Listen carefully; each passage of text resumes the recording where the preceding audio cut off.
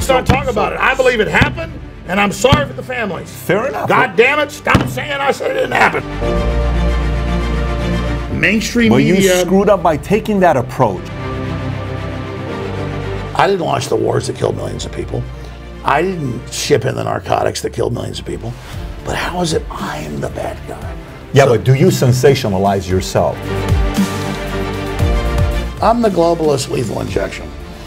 And I'm ready to die. Zuck is watching right now. Say Sandberg's watching. Larry Page, Sergey.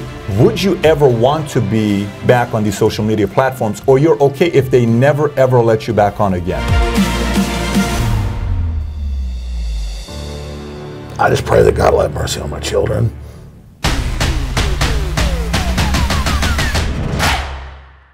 So if you follow the news, if you follow media, you're going to see this face, you're going to see this name, Alex Jones, who is recognized. I think it's pretty fair to say you are the most controversial political figure in America today. Is that fair to say something like that? Yeah, identify you as that? I'm the most banned person in the 21st century. There's no doubt that I'm the most demonized, most attacked person in the world today. So you've been now banned off what? Facebook, Twitter, YouTube, Reddit, Instagram, every single one of these things. Over 100 platforms. Over 100 platforms, all have banned you. Take our Apple app. We just launched it a week before we got banned a month ago. It had over 2 million downloads, so they just banned it. It went to #1. So we're banned for being #1. Wow. And then they want us banned so they can then lie about what I supposedly stand for. See, that's what they do. They ban you, and then they demonize you. Your YouTube channel has roughly 1.5 billion views, give or take. That was just one of them. We had That's just one of them. They had 5 billion views total. 5 billion views total. They blew them all away. Over 20 channels in one day. Just pew. Now, your website, you're doing what you're doing right now, but what are you doing right now? What are you thinking about all this stuff that's taking place with you in the last, couple months here, last 6 weeks? Look, I had a big audience, and I'm on a couple hundred radio stations still and 500 TV stations, so we still reach a lot of people, but Hillary Clinton ran ads about a month before she lost in 2016, and she thought I was such a negative figure that they edited these tapes, and they played these tapes out of context, demonizing me and then connecting it to Trump. And then when she lost, the Democrats actually believed that I was Trump's brain. She ran $18 million of ads, the Federal Election Commission says, on TV and the web saying that I am in charge of Trump. It's not true. You ever talk to Trump, he's in charge, okay? And I have some connection to Trump, but like 1/10 of what they say. So they ran $18 million of ads on YouTube and Google and Facebook and TV saying, here's Alex Jones, he's Trump's brain. He tells Trump what to do, and they'd show a clip of Trump saying something similar and me saying something similar. $18 million. $18 million. So they ran that according to the Federal Election Commission, and then when she lost, all hell broke loose. We had like advertising deals, you name it. I lost like $10 million the first month when Trump won. Everything was coming after me. The people were suing me, you name it. Lost or gained? You lost after he won. When he won, they went after my sponsors, everything, because they actually believed their own propaganda, which wasn't true. That I was like telling Trump what to do. And so once he won, they had run this ad thinking connecting me out of context with radical statements to the then candidate would demonize him. But then when it failed, they believed their own propaganda. They smoked their own dope. And then almost 2 years later, it has been one hell of a ride. They literally believe their own BS, that I am in charge of Trump and I'm giving him every move. And it's the opposite. I may have talked to Trump since he got elected 10 times. And it's usually, hey, Alex, hope you're doing well. God, it's bad. Let's make America great again. Let's unify people. It's like pat me on the head phone calls. I don't tell Trump anything to do. But the Democrats literally believe, because I'm low-hanging fruit, that if they get me, they've got Trump. When's the last time you spoke to Trump? I don't want to get into that, but last few months. Last few months. And what's he telling you? What's he telling you when you're talking to him? We're going to turn the economy around. It's getting better. We need to unify people. We need to be positive. We need to bring everybody together, no matter what color they are, who they are. It's literally like a pep rally. You know, one of the things I'm curious about where you're at right now, if you are so close to Trump, if you've spoken to him 10 times, ever since you've been banned, have you had a conversation with him since the ban or no? No, I mean, I've had conversations with people high level in the campaign and in the White House. Okay. And I've just said, listen, they've demonized me as a straw man with $18 million during the campaign. Now it's tens of thousands of articles a month everywhere lying about me, never showing what I supposedly said, just claiming I said something. And I said, this is clearly, just like the Nazis did, you pick a group and then you demonize that minority group. And then once you set the precedent that people accept going after them, then it's everybody else. So I'm the first domino. Because I've studied history, I was smart enough to understand that I'm not this important. They picked me because I'm flamboyant and stuff out of context to demonize Trump. Now that he won, they have ramped it up that I'm this horrible person. And then now they are going to try to shut me down. And then once they shut me down over 100 plus platforms, Facebook, Twitter, Google, iTunes, you name it, it'll be everybody else. And just like I predicted, as soon as I was shut down, it was a domino effect for everybody else. So that's the plan. When you say domino effect, what do you mean by domino effect? Who else? Like you're talking Prager, you're talking other people are coming after you, or what do you mean by domino effect? You said it. Prager University banned, shadow banned, blocked. Gavin McInnes, you name it. I mean, it's everybody has been shadow banned or blocked. My family will like put a pro-Trump tweet out or, hey, our economy's doing great, and they ban them for a week on Twitter. It's everyone I know. It's like Trump said in the tweets, millions of people are being blocked from the digital commons. And people say, oh, these are private companies. You can't restrict them. They are under federal law as a digital commons. They operate under the system and under the rubric that they are not publishers, that they are simply operating systems that allow debate. And so they have admitted that they're a digital public square. But what they're doing is selectively banning nationalists, conservatives, patriots, you name it, from that digital square 50-something days out from the election. Has anybody ever banned at the level that you've been banned ever in the history of America? I know Milo was banned off Twitter, but he was suspended for like a couple weeks. It wasn't like a permanent ban, right? I know Tommy Lauren had an issue where a couple of her YouTube channels were shut down. Even I think PewDiePie had an issue, right? Well, PewDiePie had an issue when he made a comment about ISIS and they were uncomfortable with him, so he lost his verification. But has anybody ever banned at the level that you've been banned? No, no one. PewDiePie, when it comes to reaching young people, has 21 billion views on YouTube. 60-something million subscribers last time I checked. And they came to him a few years ago and said, play ball because you're popular or we're going to shut you down. He didn't, so they began to claim he was some political terrorist when he's done nothing. And that's exactly what I'm talking about. I only have 5 billion views on YouTube. He has 20 plus billion. He's number one in the world. The late shows, all those combined aren't PewDiePie. But they came to him to muscle in and say, you better do what we want politically or we'll shut you down. He didn't do that. So they've demonetized him. They've done all this to PewDiePie, and he's been exposing what happened to me. But no, no one has ever been banned in it's over 100 platforms now. We have software companies calling and saying, you can't even use our software. They're looking at their own contracts. It's tortious interference. They are literally engaging and trying to put me in a digital gulag. And again, it's because I'm exposing that our government has sold out to multinationals. I'm exposing that the communist Chinese have taken control of Hollywood and have taken control of the universities and have allied themselves with radical Islam and all the rest of this.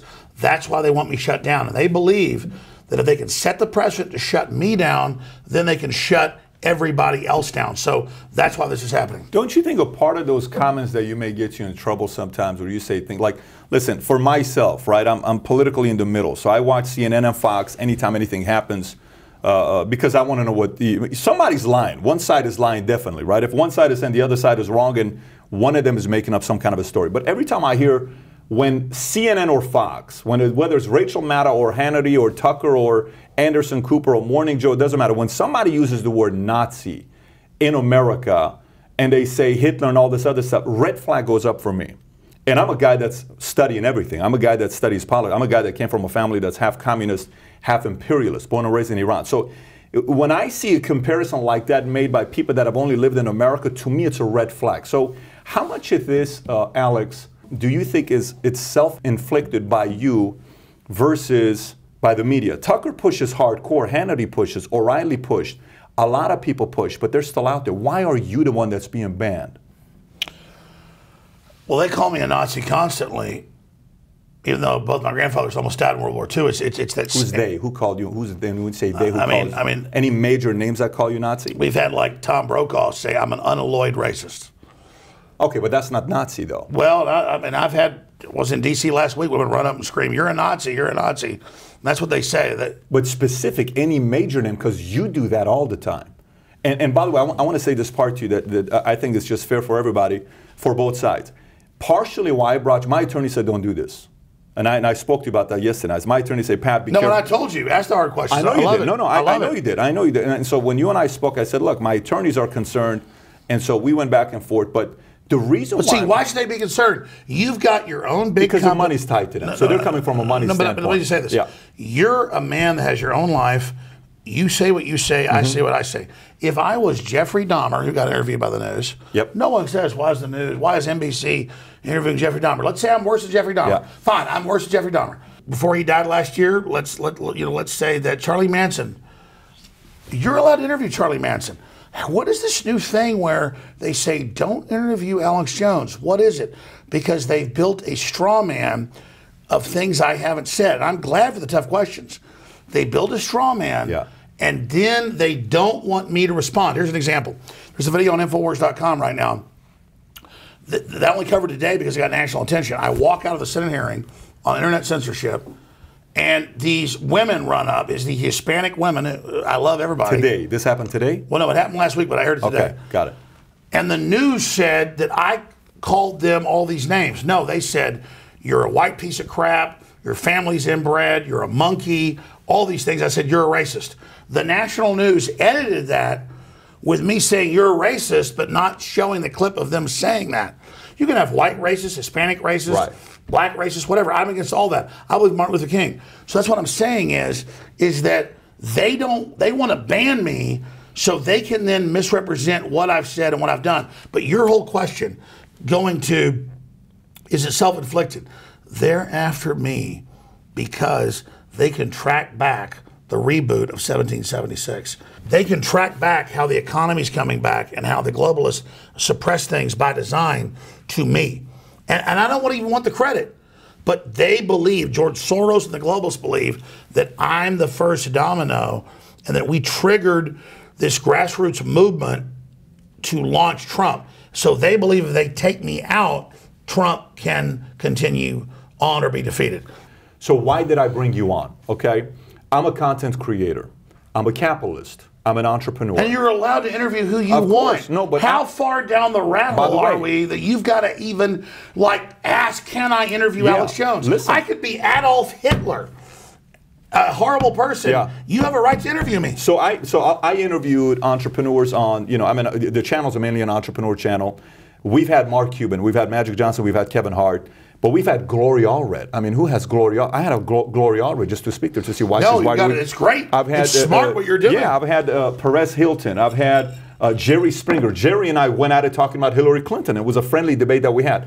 So I brought you because there is partially a concern for content creators when somebody is being asked to, don't say anything. This is going to some other countries that ran it that way, that told people to not share their opinions. Even a Bill Maher who doesn't agree with you, a lot of things that you say politically, he defended you. Ted Cruz, who I think tweeted out, and Ted Cruz said, here's a man who claimed my dad killed JFK. Like, that's what he said on Twitter. You probably saw that. He said, but, does this give the right for these Facebook and everybody to shut him down and take him off? No. So people, I want to preface this question. There are people who agree and disagree with you who are defending you. The part I'm trying to ask from you is the following. Is there any part of this that is self-inflicted, that is caused? I run a business. We have flaws. Some of it is self-inflicted. Some of it is my COO. Some of it's my CMO. Some of it's my chief financial officer. But I know a lot of it is me because I'm the head. Is there things I should have done better?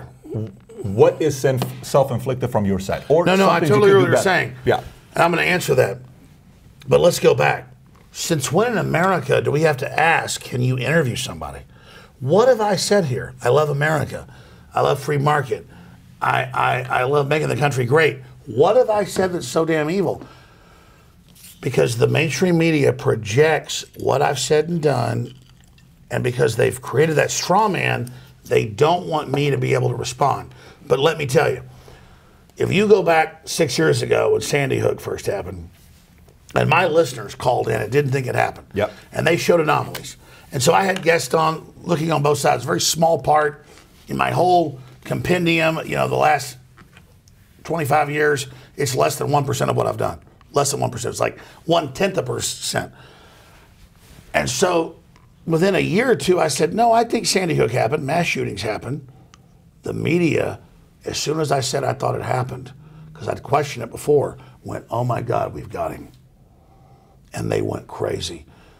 And then they just published thousands of articles a week saying, Jones is harassing families. He's going to their houses. He won't stop saying it didn't happen. And then I call him, I send him letters, and I'm like, here's 50 videos saying I believe Sandy Hook happened. And here's the debates where I just had open discussions 5 years ago.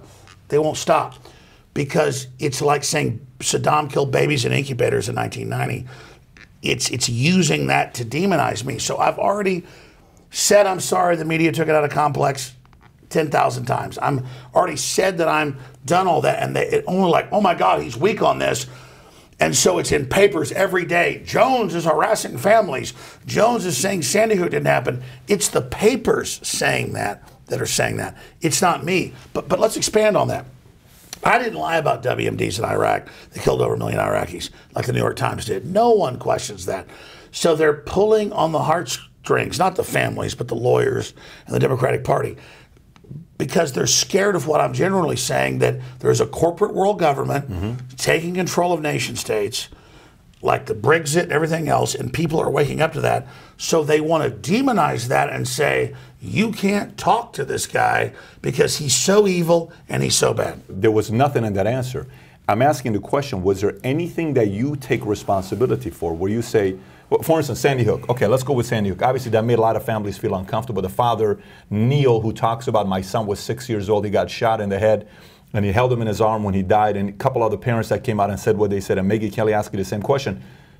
You've said some stuff. You know, like, maybe this will make sense for what we're trying to do for me to understand you, because when I look at somebody, and I differ with their political opinions, I may not agree with Barack Obama, but I can see if Barack and I didn't speak politics, and we had a drink and we spoke sports, I'm probably going to get along with Barack. If I talk to somebody like Bush and everybody was talking with Will Ferrell was joking with him, all this other stuff, if I talk sports with Bush, I'm probably going to get, this guy seems like a nice guy, we're going to have a good time together. There are sides of you that show sense of humor. There are sides of you that shows your levity. There are sides of you that shows you have a brilliant million-mile-an-hour brain that goes. Now, what you talk about is a different story. Sometimes in the world of sales, and maybe this will make sense on the question I'm trying to ask. Sometimes in the world of sales, when I work with the people in the world of sales, there are people who sell a product. And they'll come on, let's just say the product is good enough for me to give the features and benefits. Here's what I'm selling, Alex. I have a house, 4-bedroom, 3-bathroom, corner, cul-de-sac, kids, safety, good private schools, et cetera, et cetera. And then I say, but this house, underneath it, there's a 63% chance that there's oil and you can be a billionaire. Do you ever think you go from just selling the idea, which already makes a lot of sense, you're making me think. Then from there you go into, let me sensationalize, and you get yourself in trouble doing that. Do you ever feel like you've done it where it's gotten you in trouble? Oh, I think there's no doubt that I've covered internet sensations. And then the media says that I created that sensation just because I covered the sensation. Yeah, but do you sensationalize yourself? Are you sensationalizing yourself? There's a big difference. So I can give a presentation, and God knows how many people I've sold over the years, and I know when I sensationalize sometimes. Have you yourself caught yourself saying, shit, to get maybe a sponsorship, maybe sell, maybe, you know, I know this thing's going to get 2 million views versus 220,000 views. Let me sensationalize, because in the marketing aspect, you know propagandas work. You know You know, No, I'll be honest. I don't ever sit there and think about what's going to be successful. I go with what I think is true, and I've questioned public events, and I've done things like that. And like I said, you got mainstream media that lied about Iraq and lied about the Arab Spring and all this stuff, and they sit there like they're pure and good because my listeners question things. There's no question about that, by the way. So I want you. There's no question about that. I don't trust either side. I don't watch CNN. You understand, like in the spectrum of 24 years on air, like the media tries to make me Sandy Hook. That's like 1/10 of 1% of 1 point. Well, let me give you the credit on one thing that you do deserve credit. It's not like you're 100% alt-right Republican, no matter what anybody on the right says you defend. That's not been your case. You went against Bush, and at a point when Fahrenheit 9/11 came out, you and Michael Moore may have been on the same side, which is a pretty weird thing to say, that you and Michael Moore agreed on. Well, I don't want to put that. Michael Moore in jail like Dinesh D'Souza was. That's exactly right.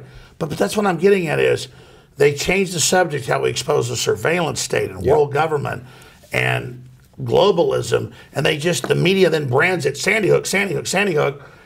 I was not the first person to question Sandy Hook. Other people did. I know they did. I then looked at it, and then I said, okay, I think it happened. And they went, oh my God, he's weak. Let's go after him. And 3-4 years later, they're in newspapers every day showing, Alex, please stop saying my son didn't die. And I'm like, your son died. He got killed. Please stop saying I said it. Because the whole Democrat machine and all this is behind it. So, okay, get rid of America. Get rid of free market. Get rid of the Second Amendment. My God, I'm sorry. Sandy Hook is everything. Just sacrifice everything on that. And if you're involved in that, socialism, Venezuela, everything, I'll jump off a cliff. I'm so sorry. I don't think that's the case. No, but they act like I killed the kids at Sandy Hook. No, I don't think that's the case. It was a Prozac head with an illegal gun. Again, and the thing is, it's like one little thing I covered. So why don't you just clarify this with Sandy Hook? Here's very simple. So the kids died, yes. So is your argument on Sandy Hook, which maybe the viewers don't understand fully, were you trying to say, I believe it did happen, but I believe the government had something to do with it, or this was staged, it never happened? Because those are two different arguments to make. If you say this was staged by the government, well, maybe that's a conspiracy that we can say, no, I disagree with. Let me explain. There have been real mass shootings before. Sure. And the kids were always into the Nazism and devil worship, just like Harrison Kleinbold at what happened in Columbine. And it's always the same story and this thing, and then they blame gun owners. So then this happens, and the guy's on Prozac, and he's being protected. He has a gun illegally. And then the internet says, look at these all these anomalies. So I start looking at the anomalies, and I'm looking at them, and I'm saying, is that true? Is this true? So we debate those. And then about a year or so after it, I start saying to people that are saying, I'm covering up because I'm saying I thought it happened. You? Yeah. I start saying, no, I think it happened. And then it becomes this whole debate. And then reporters come to me and they say, tell us what you think really happened. What are the anomalies? And then I say the anomalies, even though I've already proven those anomalies aren't what they say they are, I'm saying, I believe Sandy Hook happened. Here are the anomalies. Then they sue me for saying what the anomalies are, cutting off that I say it happened. It's a way to like suck the oxygen out of the room. I literally 1/10 of a billionth of what I've done is Sandy Hook. Yeah. And now it's constant Sandy Hook, Sandy Hook, Sandy Hook. Just so you know, I got 15 more topics that I would like. I know you got 15, but that's where this goes. That's where this goes. The only question, but you haven't answered. So I think it can simplify it if you just say, here's an argument.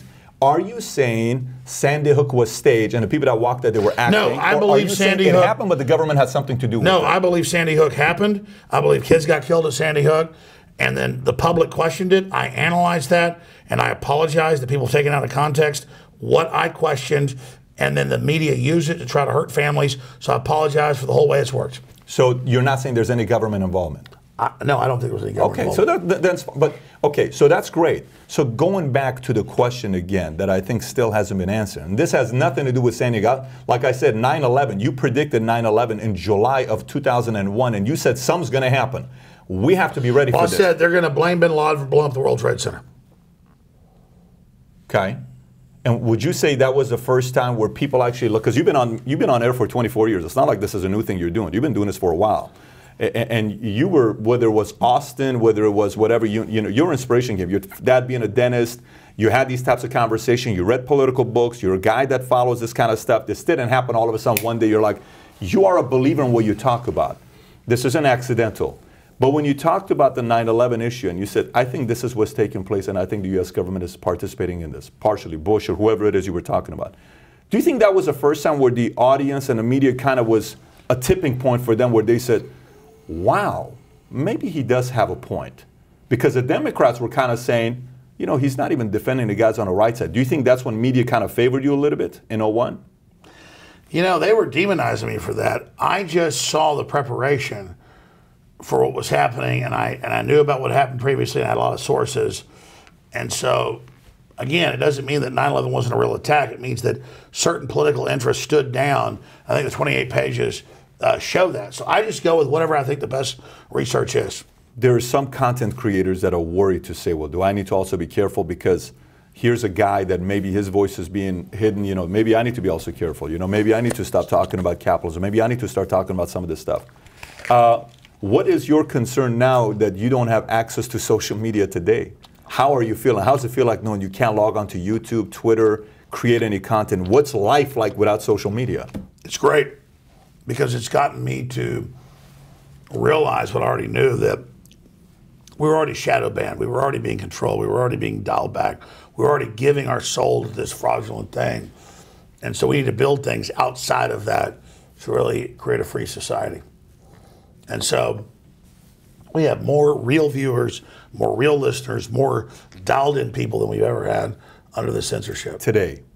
Yeah. So what happened the moment you got banned? I know your website is ranked 623 in US alone, and I think worldwide you're 2869 if you look at the ranking on Alexa as of today.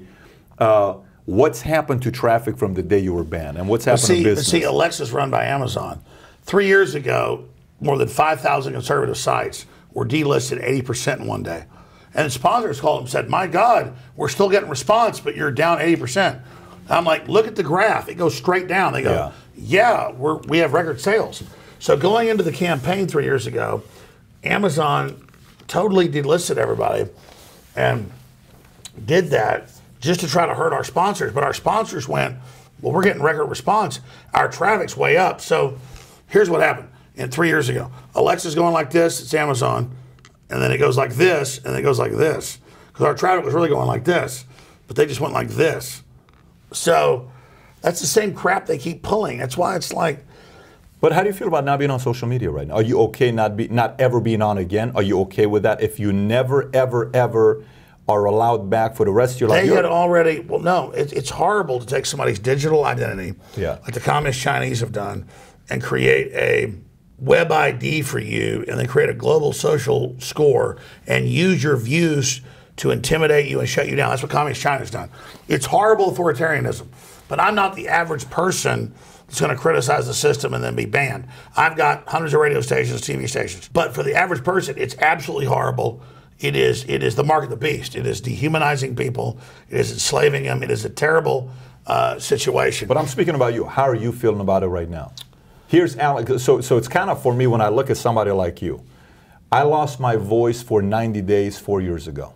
Okay, and if you're running a business and you're selling, you're speaking all the time. I mean, that's not good. That's not good. You have like a polyp on your larynx? They thought it was a cancer. I had to go. It was benign. They did a surgery. I lost my voice Thanksgiving. I couldn't talk for 90 days. Voice was gone. Jesus. I couldn't speak at all. And so for me, it was a way for me to sit back and realize, you know, the smallest little thing is a big part of your life. So I felt like if I can't speak. Life's very fragile. Right? If I can't speak, what do I do? So today, if 5 billion views are gone, how is Alex Jones feeling today?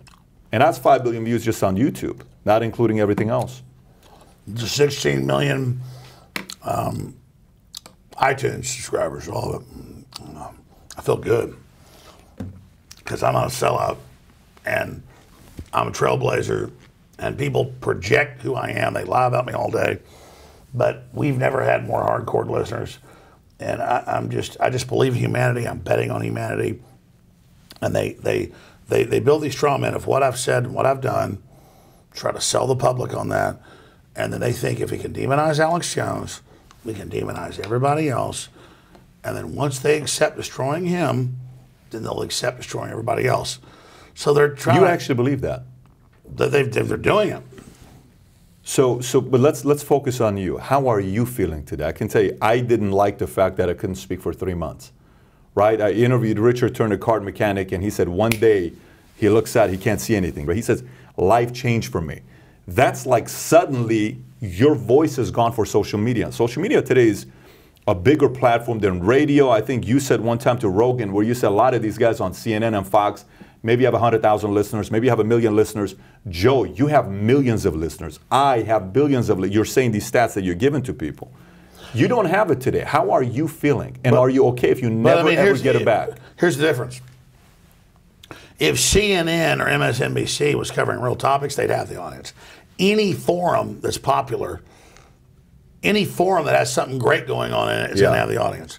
So you're saying, how am I feeling today? I'm not trying to be positive on this because I'm worried about censorship and Amazon banning books and everything else going on. But we have the biggest audience we've ever had. So you're okay if they never get, if you've banned permanently, there's never ever, no one's ever going to let you back on this one website called Facebook with 2 billion users right now. Here's the thing. Are you okay if you never ever are allowed back? What they're doing to everybody is wrong, is election meddling and is censorship and it's corporate racketeering. Yeah. But I'm saying I'm at the top of the food chain.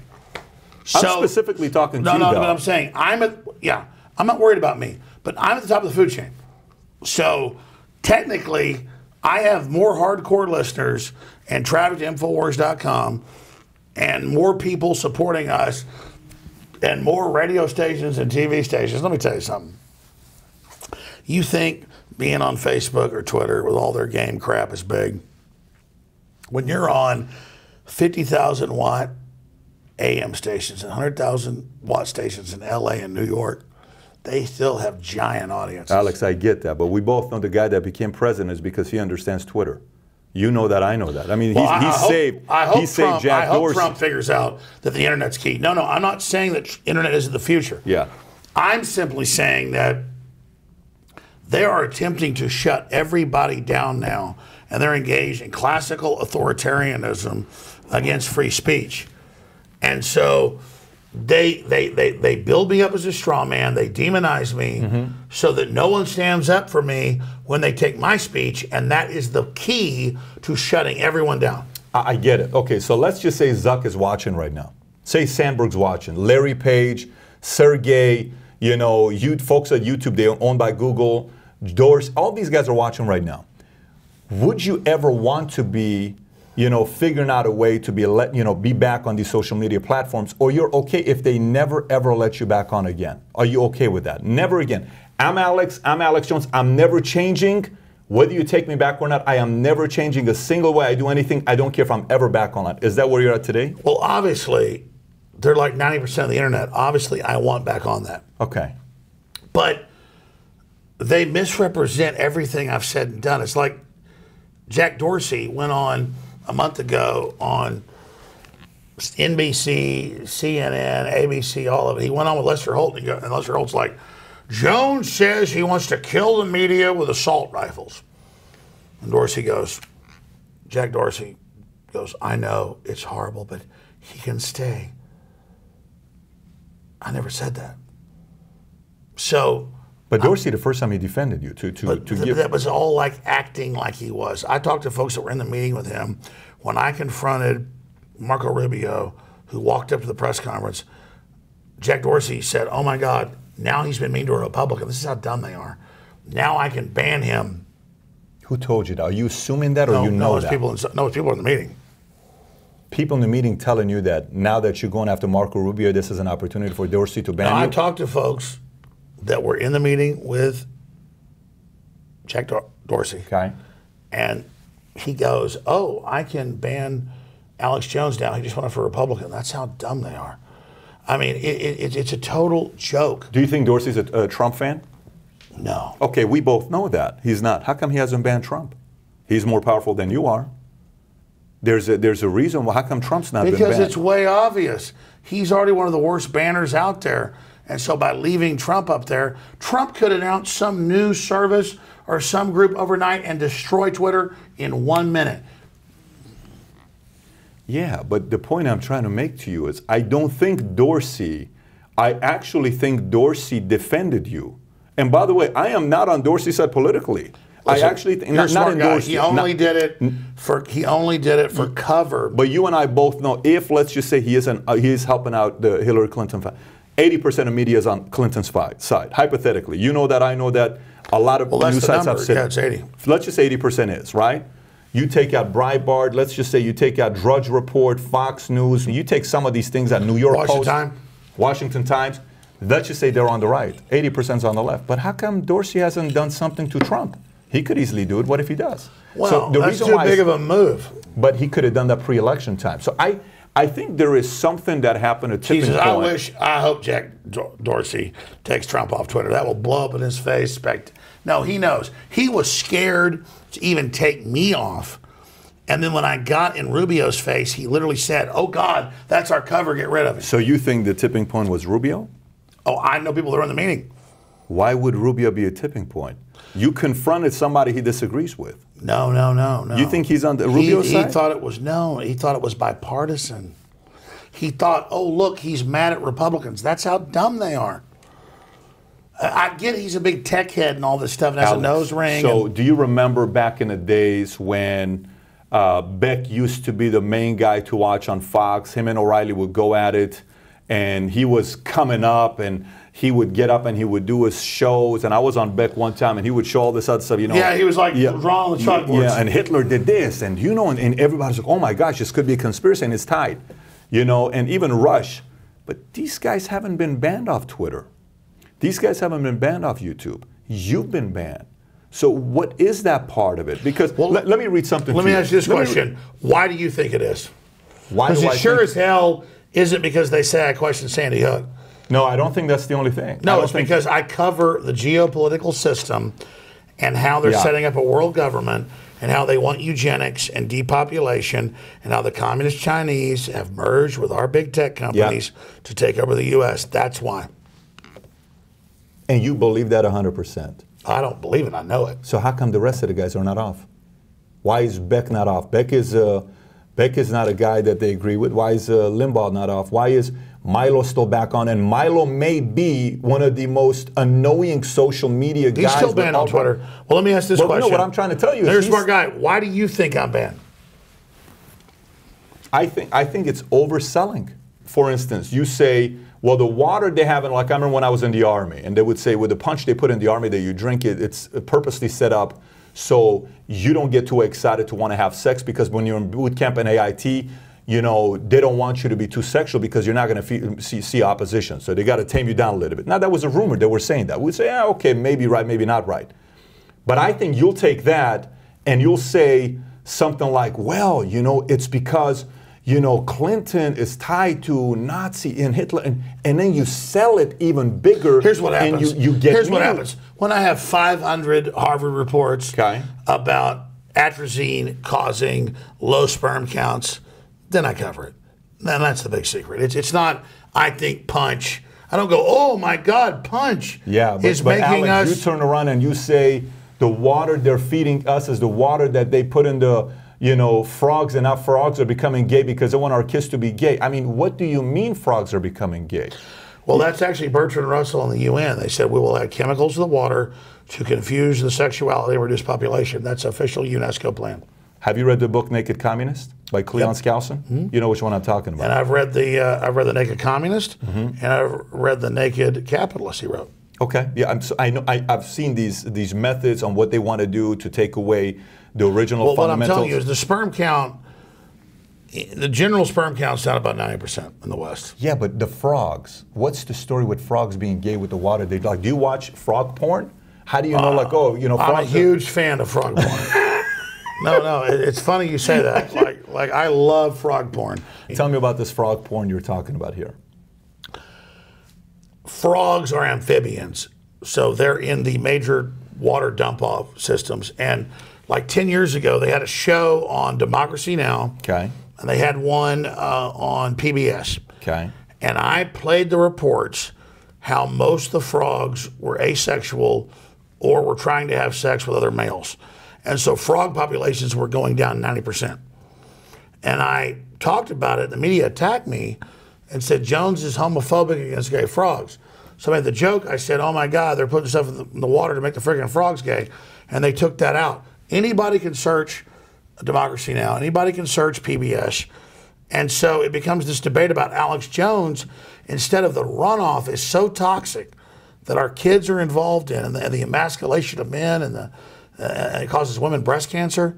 You know, it really hurts people that it becomes this big thing. And I just sit there and I just go, okay, I mean, I'm the big conspiracy theorist. I covered PBS, Democracy Now! Right. About their headline in Democracy Now! Was runoff making frogs gay. So I was reading a Democracy Now! Headline. And 10 years later, no one shows that. I remember the clip when you did it. You just said, you know, they're turning gay. You were just speaking. You were. Well, I just played the clip. Yeah. And then I said, oh my God, they're making the friggin' frogs gay. But, I mean, why would you, look, you say something like that, they're making frogs gay. So the chemicals aren't bad. It's me saying it. No, let's just say the chemicals are bad. That's what I'm trying to tell you. So, okay, for instance, you say something like this. You say, I'm telling you folks, nerds are one of the most dangerous groups in this country because they end up running things. But they still hate everybody because they weren't the jocks in high school. So they play little dirty games on everybody. They use their brains to hurt people, and I'm aware of them. Okay, I see you little rats. Okay, you say something like that. So I sit there and I say, interesting, fair enough. That's actually not a bad point. I remember the guy that was a nerd, 4.3 GPA, he didn't have any girls I wanted to get with him. So he probably didn't get laid till he was 22. So he says, I'm going to go out there and become so successful because this. Not a bad point. Fair. Okay, I'll take that, right? But then you'll take that and you go, Bill Gates is trying to do what he's doing in Africa, and he's trying to do this, and you know he's not really somebody that's making. And then you'll take it even deeper. And so I sit there and I say, okay, let me go research Bill Gates. Maybe he's got a point here, so I'll go and do research. Hypothetically, somebody that's a reader, somebody that likes to research, somebody that's not a naive viewer that's just going to jump to conclusion. Then I say, come on, Alex, you're sensationalizing. You're like, come on, oh my God. Bill Gates' dad headed up the Army program on eugenics and was the head of Planned Parenthood. And then he went on Bill Maher and said, we need to reduce world population. I got all the clips, man. Yeah, but Alex, you take it to a point where the media is sitting there saying, a guy, okay, a naive mind can listen to somebody like you, and you can really mess with a naive mind. A naive mind who is not going to. Did you hear me? Did you know about Cold Springs Harbor? Tell me about it. I mean, Bill Gates' dad ran it. Okay. IBM runs it now. Sure. So that is the main human genome eugenics center. The whole deal. They trained the Nazis. They trained the Kaiser Wilhelm Institute. There's Pulitzer Prize winning books. They have it all, man. Alex, what is it? You keep asking, why are they after me? No, I'm because not. I read the books. I've got their plan. Alex, if you know everything that you say you know, and you got their plans, why are you still alive? Well, they're murdering my name. They're assassinating me. Yeah, but you've said Hillary Clinton's, you know, her clan goes and, you know, all these people that get close to her. So if you're opposing the most powerful Democrat in the marketplace, let's just say. Because they thought I was a joke, like a poison, I titrated it. And it's the way God worked. It wasn't me. We built up. They thought it was a joke. They used us against Trump. They kept thinking they were winning. And now when the poison, the truth, is so strong, when the big dose hits them, they already haven't figured it out. And so I'm just over there. I'm the globalist lethal injection. And I'm ready to die. So let's just be clear. I've already won. This is all gravy from this point on. So I'm already in the system. I've already won. And they thought it was a joke. And now they just took their death dose. Really, I'm going to kill the New World Order. That's why they call me violent. That's why they hate me. I'm not physically hurting anybody. But the information is the end. It's their end of days. You think so? No one can reverse it now. Yeah, no, it's true. Because humanity wants to live. And they're the ones doing this. I studied their papers. I studied their program. And you ask why they're so afraid? They're so afraid because I've got their number. And I'm not afraid to die. So that's it. That answers your question. So if that's where you're at, who cares if you ever get back on social media? I don't. You really don't? The message, the transmission. Everything else now is gravy. Everything else is just getting ready to meet God. Whatever. And be a real man, I got to take my licks, and I'm ready. Everything else does take my licks. Is that why you? And that means my kids got to take the licks, my family's got to take the licks, and I got to take the licks. And I'm ready to take the licks. So let's get it going here. Somebody with God forever, it doesn't matter anymore. I'm taking my licks. See, that's how God works. It's not just a system where everybody's a coward and sells out. No, there's people that aren't cowards. There's people that are dedicated to the truth and are ready to go all the way. And not just put themselves in the line, but their whole families. So. You got 3 kids, Alex. I got 4. You got 4 kids? Yep. I thought you had 10 to 15-year-old, right? 10 to 15-year-old? I got a 16-month-old right up to a 16-year-old. 16-month-old right up to a 16-year-old. And there's this exterminist program is anti-human. And if I don't do this, they have no future anyways. And that's the liberating understanding, is that if I don't commit to the truth and take this, they have no future. There's a very narrow window we've got for humanity. So what's next for you? I mean, it's all about humanity's choices. I'm not even important anymore. I've already completed my mission. Long after they figured out what we did to them, they came after me. I already did the job. Whatever happened to you right now, you don't think any of it is self-inflicted? None of us are perfect. I've done a lot of mistakes. If I went back in hindsight, I've done a lot of things different. But the media misrepresents what I say. So how can I say sorry for things they said? So you are just not even letting them have one on you. You're not giving them one bone. Oh, I've said 500 times that I believe Sandy Hook happened going back 4 years. They never say I said it. So you're like, let them have one on you. Yeah, but I mean, you get banned and you come out and you're going in front of Dorsey. You were at his court. You know, you were chasing him down. You were chasing Rubio down. I mean, is any? Yeah, no. When they told me lay down and die or we'll ban you completely, I'm fight back. Absolutely, I'm on fire. Wait, you've seen nothing. Yeah, I've seen nothing. So this whole thing with Pizzagate theory, none of the stuff that you have, the Catholic Church running giant pedophile rings, that's confirmed, and the fact that it was in the WikiLeaks that there were these giant child kidnapping rings, NBC, ABC, CNN, they focused on a pizza place in D.C. to divert everyone like a broken, like a mockingbird. Mm-hmm. The mother acts like its wing's broken. So we had it all, like the kids are going to be in the hot tub and Obama wants the hot dogs, $65,000 worth. We were covering that. And then they diverted off to D.C. and people covered it. And then I said, oh yeah, that's not what was going on. So they go, oh my God, pedophilia doesn't exist. Well, no, pedophilia exists. It's all coming out in the news. And their whole PR stunt with me isn't going to work. So again, we go back to Sandy Hook.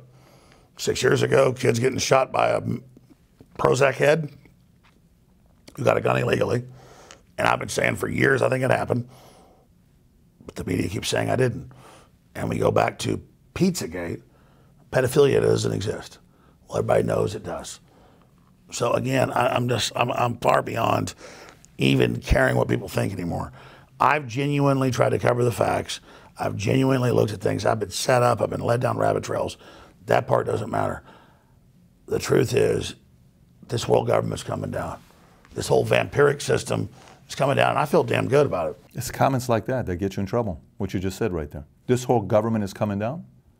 This whole corrupt system is coming down. Define corrupt system. Ran by who? The private interest of the Federal Reserve, the big Vatican systems that traffic in children, the people that ship narcotics into America.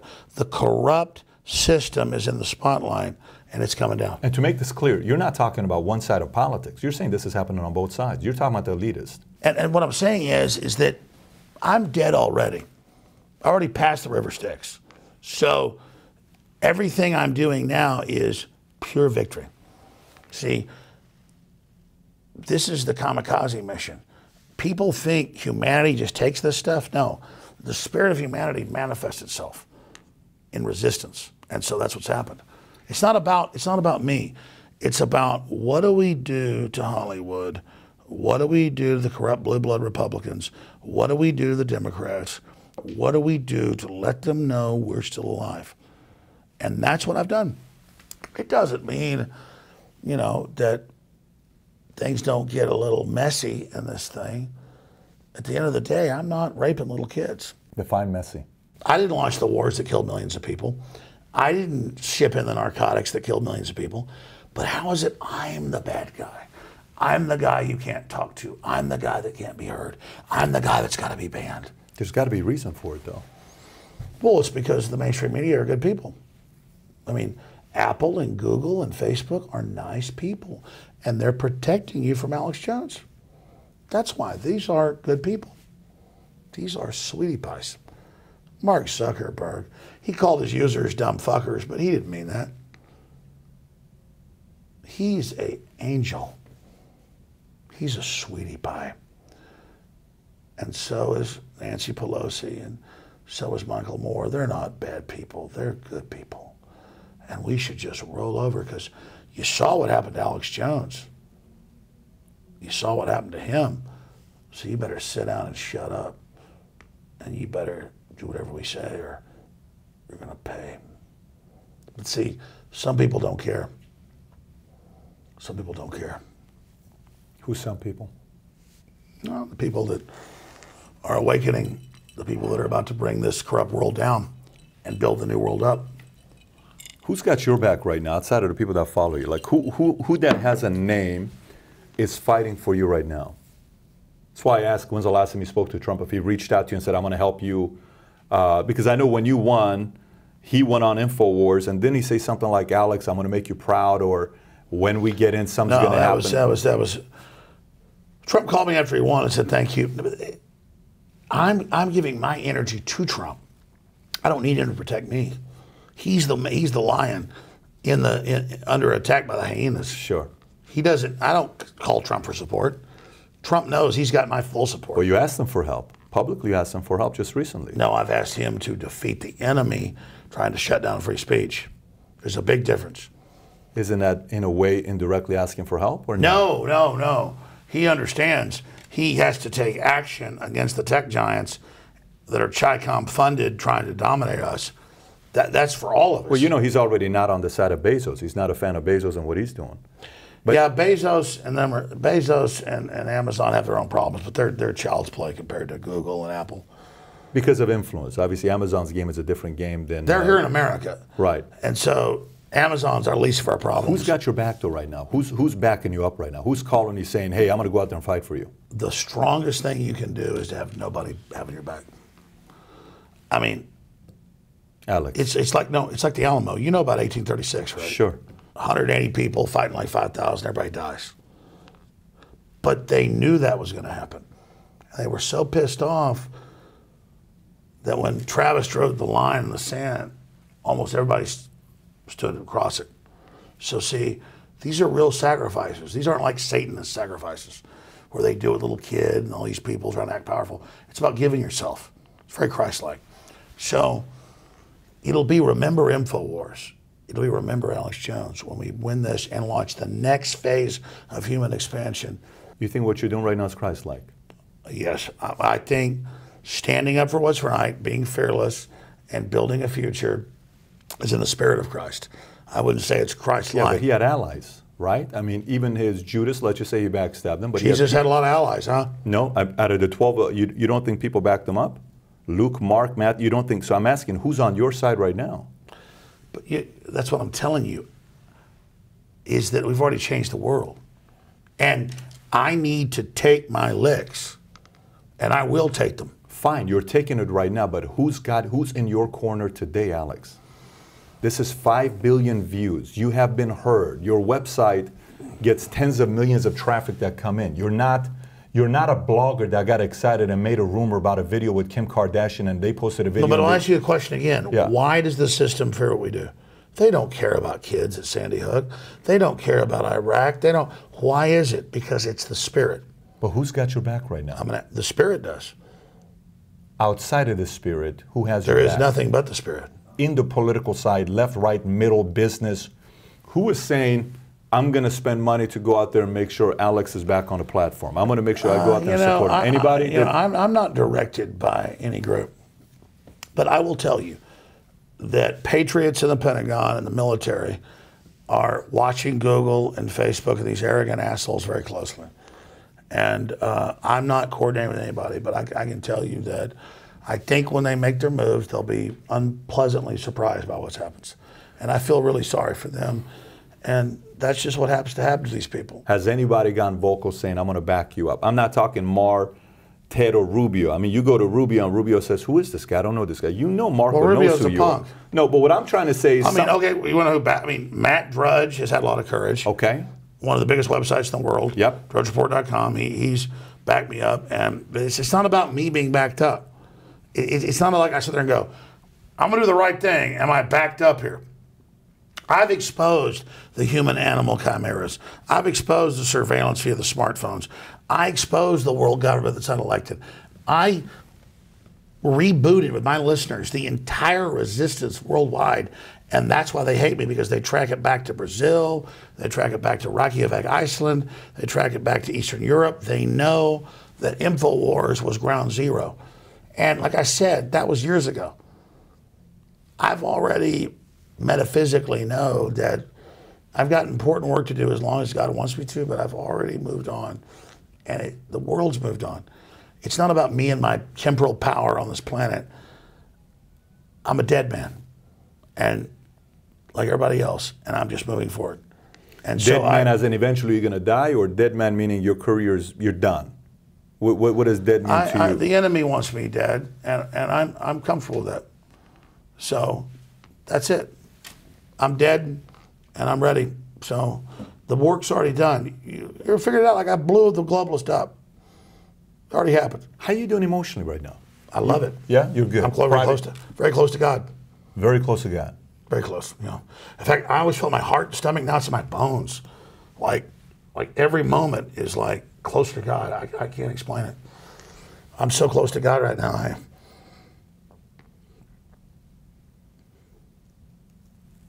Are you in prayer mode right now? Are you speaking all the time? I just feel good. Peace? Are you relaxed? I am at peace. I'm now at peace. I'm now at peace. It's not my name or who I am. The enemy knows I love God. I love Jesus. And so I've already passed on.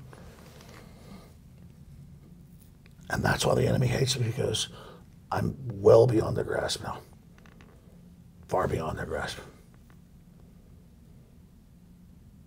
I just pray that God will have mercy on my children. But I trust God. So it's God's will now.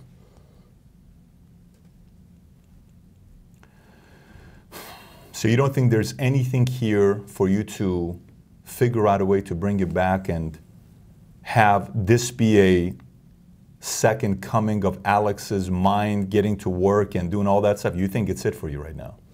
Oh, I mean, the Lord works in mysterious ways. I'm just telling you that I knew when Trump was elected election night, that I told everybody, I said, it's going to get really bad. They're coming after us. Like, we've won. He'll be the president. We're all set. And I said, no.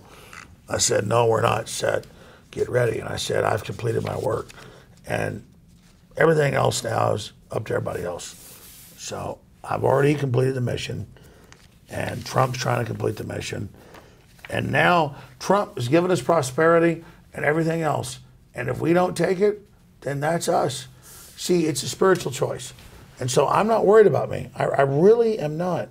People think, oh, you're being attacked, you're being lied about. Like, because we're on target. We know the program, and we know it better than the Satanists. And because we know the program, they hate us because they don't have the next level understanding. So I'm not worried. I mean, there's all these questions about GMO and vaccines and globalism and the fertility dropping and the families and little kids committing suicide everywhere, and just evil is flooding in, and it becomes this thing about Alex Jones questions Sandy Hook. He's a bad guy. Oh my God, you know. When they staged all this other stuff before, anybody would question that. Babies in incubators, you know about Iraq, the babies in incubators, 1990. And so at the end of the day, I'm just not worried. Like, I don't care about the world. I don't care what they say about me. I don't care. Are you still staying up to date? Are you still following the news? Are you still following what's going on? Are you still reading? Are you still waking up and going through the same routine? Oh, I absolutely do. Routine hasn't changed. I'm sure, here's the thing. I'm sure if I got some great new future and things turn around, they're great. It's just that I know metaphysically like a B-17 over Nazi Germany. I already dropped bombs. It blew up their power plant, and I'm flying off, and they're on, and like Messerschmitts are chasing me, but I can look back and see the power plant's on fire. Like the mission was complete. I hope I go back and land and get back in and go and do it again.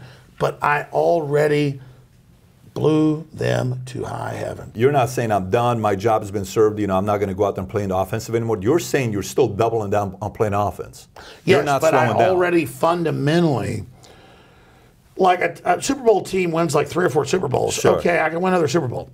It's not about a person. I'm gonna, yeah, of course. But there's no more. The world's awake, brother. They're awake to globalism. It's over.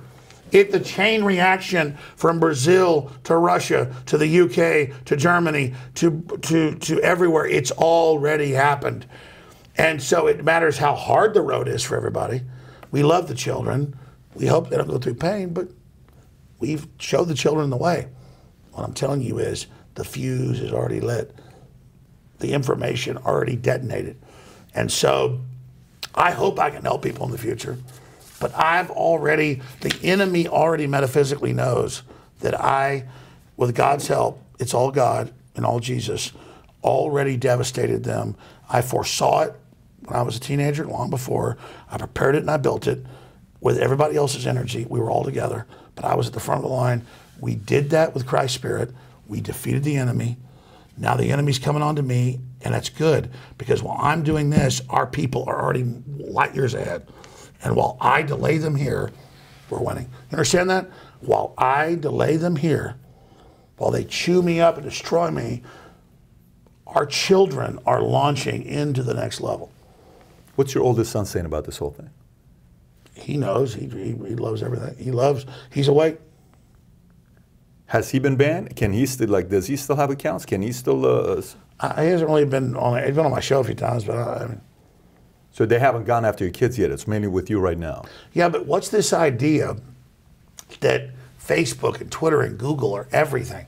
They're everything because we say they are. Like Matt Drudge said, we have to build our own things. Well, you said this. You've said it yourself, though. You said it on Rogan, where you said... No, they have the monopoly. Sure, that's what I'm saying. Well, King George had the monopoly 240 years ago. Let me ask you a different question then here.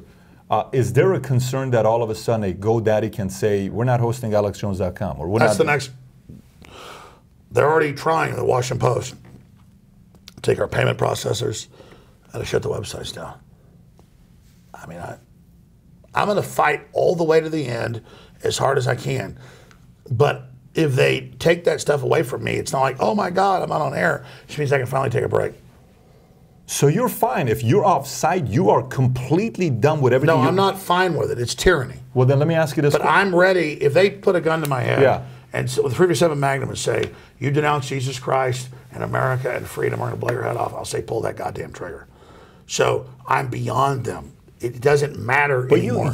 I know their plan. But you have no desire to go back and try to rekindle a relationship and ask for, hey, what do I need to do to get back? Nothing like that's on your mind at all. I love how all the headlines are. Jones banned for life, like it's an execution.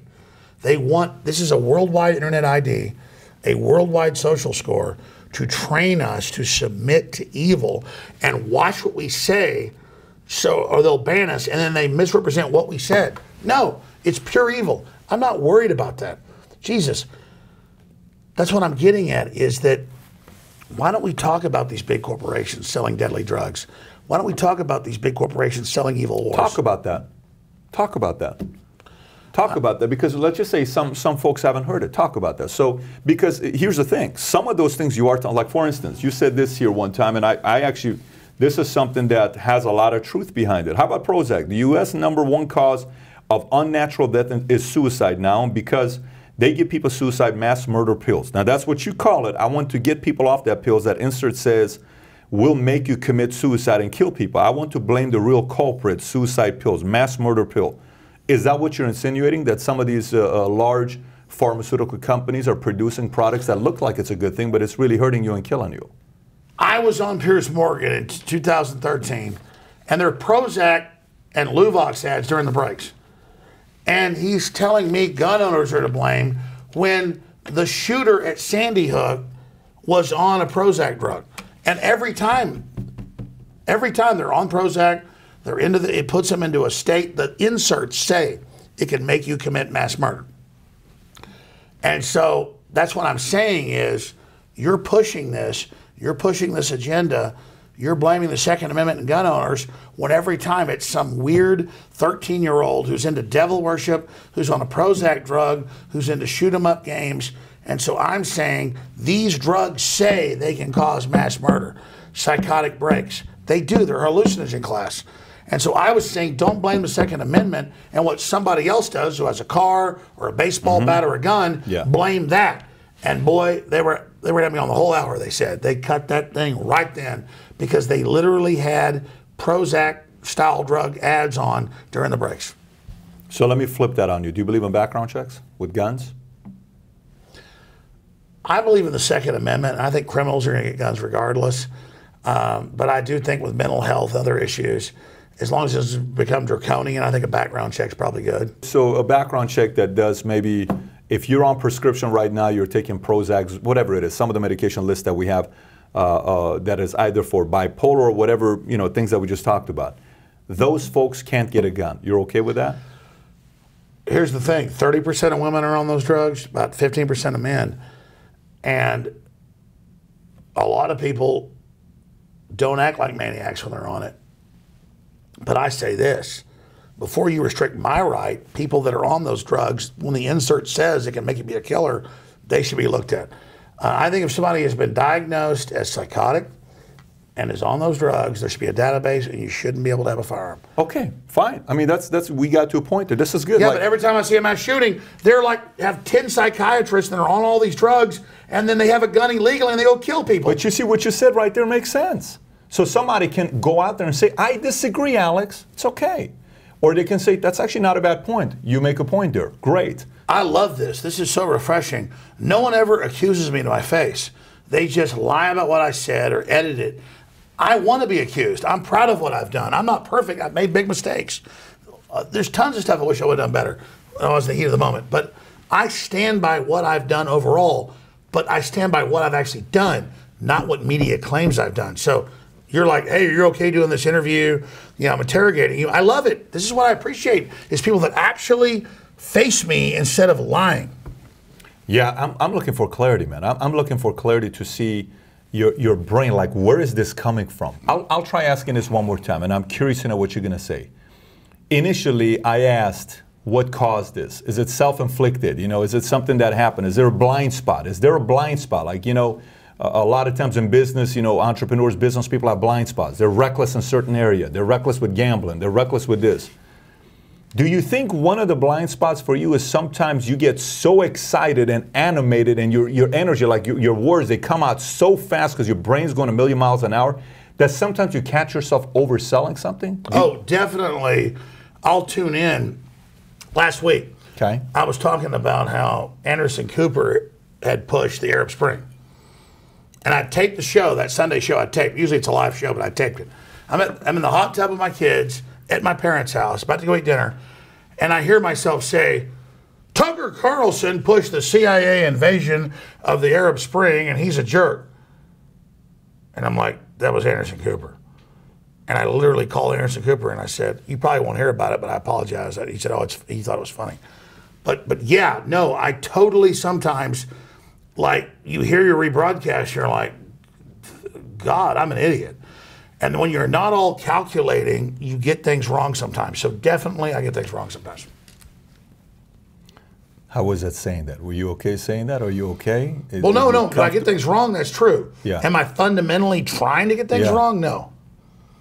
Are you? Because when I'm sitting there and hear myself say something that's totally BS, I'm like, wow. Do you know what double talk is, right? You know what double talk is? Like when somebody, like for instance, I used to tease my dad. My dad's, you know, from Iran, and my mom. I would talk to them, and I'm just kind of saying stuff, but I also give my own quick disclaimers, and I'll go in. So I made a statement, but no one knows I made a double talk, safe statement. I don't think it's double talk okay, so, to say sometimes I get somebody's name completely wrong. Not name. No, not name. I'm talking sensationalizing something. I'm talking, here's what happened, but let me tell you what else Hillary did. Let me tell you what else Barack did. Let me tell you what else, you know, Bush or 9/11. Let me tell you what else. And then you take it to hold it. Like, let's just say it's a 7. It's a crisis. You take it 11. Undoubtedly, I've exaggerated things. Okay, well, there you go. That's but usually it's like the opposite. Because if you've got some huge, giant thing. Do you think that undermines you sometimes? Do you think sometimes, like, you do? Okay, so I had a friend. But see, let's go back.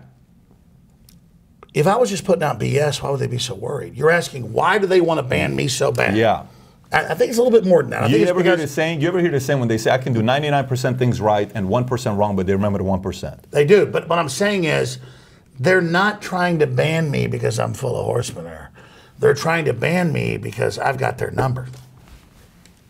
You think you're the only person in the world that has their number? Come on, Alex. Okay, I'm going to ask you, why are they obsessed with banning me? Look at the cameras. Tell them why they're trying to ban me. I just told you. I've said it multiple times. You think you? Oh, because I get a little too wound up? They're not scared of that. They love that. Tell me why they're trying to ban me. Tell you why they're trying to ban you? Yeah, if it's just like, they don't care if somebody's out of turn. They don't care if somebody's gone too far. They're trying to ban me because I'm exposing their program. Alex, you think you're the only person that knows this stuff? No. I'm trying to make everybody wake up to it. But wait a minute, let's stay on that. You think you are the only person? No. Okay, so if you're not, how come other people haven't been banned? So why are they? Because they're setting the precedent with me. But you're on the internet. If I'm going to ban somebody, I'm going to ban it in a completely different way. Why would I come after you? Why would I come after you? Listen, I understand you're top at what you do. I fully get it. But even today, you could say something like the Rubin Report. You could Jordan Peterson. You know, the Ben Shapiro. Some of these guys are. They want to set the precedent to ban them. I think they take me because they think they can take me out of context because they see me as weak to ban me. That's the big truth. They see you as weak to ban you. They think they can take me out of context and get everybody to agree to ban me, and once that first domino falls, everybody falls. No, that's the total answer. Okay. You're asking the questions. You're a smart guy. Why are they trying to ban me then? Boom. I think you're overselling. I think you're sensationalizing.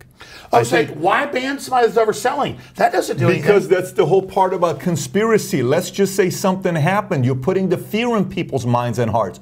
That's not cool to do. So if you sit there like, let's answer my question. What is it that gets the whole power structure and 20 plus tech companies lined up to ban me in one day? That's never happened. Let me give you. So no. It's not just like, oh, it's overselling. What is it I did that scares the living hell out of them?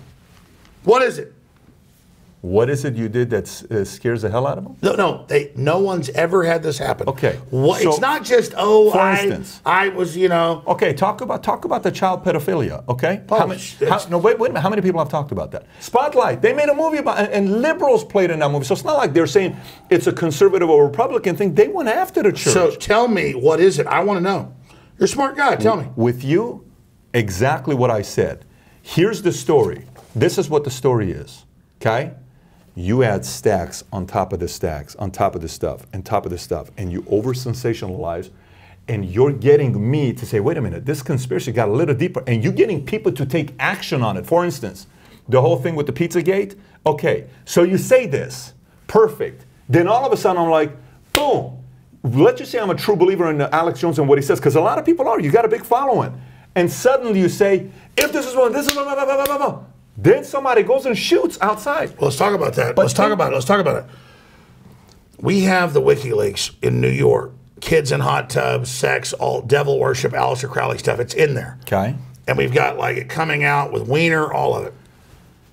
And then suddenly New York Times, Washington Post, CNN say, no, Pizzagate, which was FBI code words where they use pizza, Italian food names for pedophilia, is this place. We go look, it isn't there.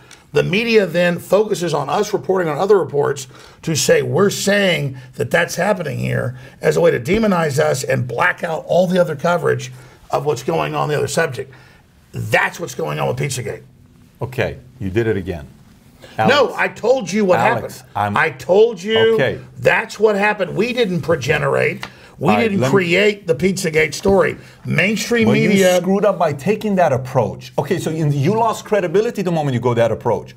So let me explain to what I mean by this when I see. Okay, so go back to it. Pizzagate, MXIVM, Bohemian Grove. This is where they go. You know this story. Everybody's read this story. The people that follow this stuff know that that kind of stuff happens. I get it. Yes, No one's saying no. But because you overly sensationalize, you make me take the credibility out of what's coming out of your mouth. And so for me, I'm sitting there, let's just say whoever I'm Zuck, I'm Jack Dorsey, I'm any of these guys. I'm sitting, I'm getting heat, which I'm getting all the time. And you know they're getting heat all the time to want to ban Trump. He can't do it because Trump helps his stock go up. So, but and then there is the shooting. What if you wouldn't have gone that route? What if it was just purely educational? What if it was just, I'm going to give you the info? There's no doubt when I see the New York Times, the Washington Post, CNN, saying the conspiracy theorists say there's a sex club in this place in D.C., and then we cover it, and then they say I did it. You better believe now I don't cover that. Is it fair to say that? Do you understand that I never covered that pizza place until the Washington Post, the New York Times, and CNN did? And then 4chan, which is a bunch of operatives, supplied all the BS, and then my reporters covered it. You understand, we didn't create that story. But you have been talking about parts of that story. No, the media. Are you talking people specific? on the street? People on the street walk up and they go, "F you, Pizzagate," and I'm like, I didn't create that story. And like they walk up and they go. I had a lady walk up 2 days ago when I was in the grocery store. I was buying cherries and cheese and like food and hamburger meat. The lady walks over and she goes, "F you, stop harassing the Sandy Hook families." And I looked at her and I said, "Lady, I questioned that 5 years ago, what other people did." And she goes, "F you, Russian." That's what the media told her. Let's stay on this topic. They go back to this thing. I've graduated Sandy Hook in this interview, so I don't want to go back to Sandy Hook. No, but that's all they talk about. But I don't want to talk about that. I want to, since you. I agree. Good. Let's not talk about it. I believe it happened, and I'm sorry for the families. Fair enough. God damn it! Stop saying I said it didn't happen. Stay in this topic. Let's stay Pizzagate. Let's stay focused on this topic here. Okay, you said I wasn't the one that first brought that out. Okay. Because you said one time on Megyn Kelly said, "Where do you get your information from?" You said, "We go online, we gather data from different news." She edited the living hell out of that. I'm sure he did. That's what they do. I'm sure she did. CNN, Fox. I said, I believe Sandy Hook happened. You watch the show, I say the opposite. You notice my head's jumping around. You notice my head's jumping around. I like your show. There's not a bunch of edits.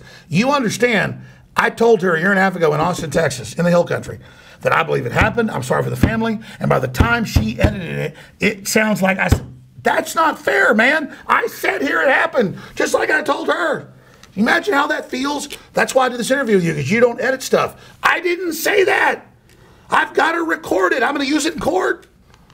Imagine when they're in front of a jury going, "Jones says nobody died," and I play what she said on video, and I got a tape.